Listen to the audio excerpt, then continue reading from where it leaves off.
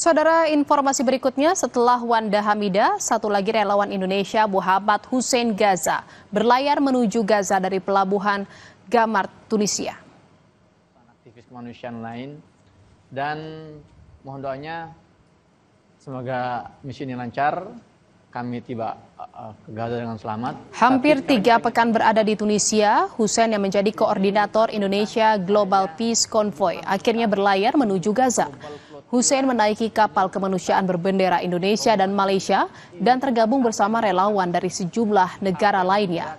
Hussein menegaskan misi ini sebagai seruan agar negara-negara lain bangkit bersama demi solidaritas kemanusiaan dan keadilan bagi Gaza, Palestina. Menuju Gaza tidak hanya perkara naik kapal, tapi perkara kita melihat adanya harapan dan berjuang mencapai harapan itu, teman-teman. Maka dari itu saya menitipkan perjuangan darat dengan pada kalian semua. Perjuangan laut sedang kita lakukan dan semoga usaha kolaboratif ini, sinergi ini bisa mewujudkan apa yang kita inginkan semua, yaitu menghentikan genosida, memecahkan blokade Israel yang ilegal terhadap Gaza. Saudara, militer Israel kembali menyerang wilayah Gaza. Serangan terjadi pada Jumat pagi waktu setempat.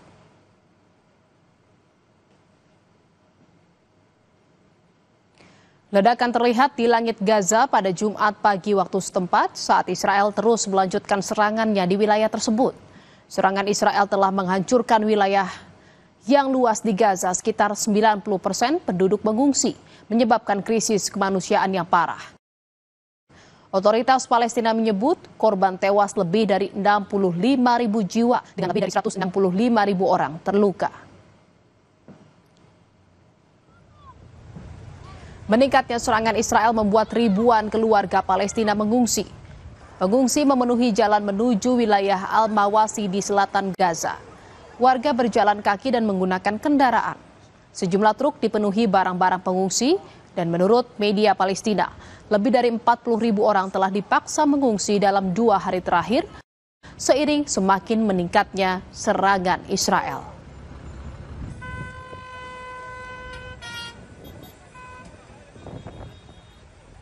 Saudara, seorang pria terjebak di tengah banjir bandang dengan bertahan di sebuah tiang listrik.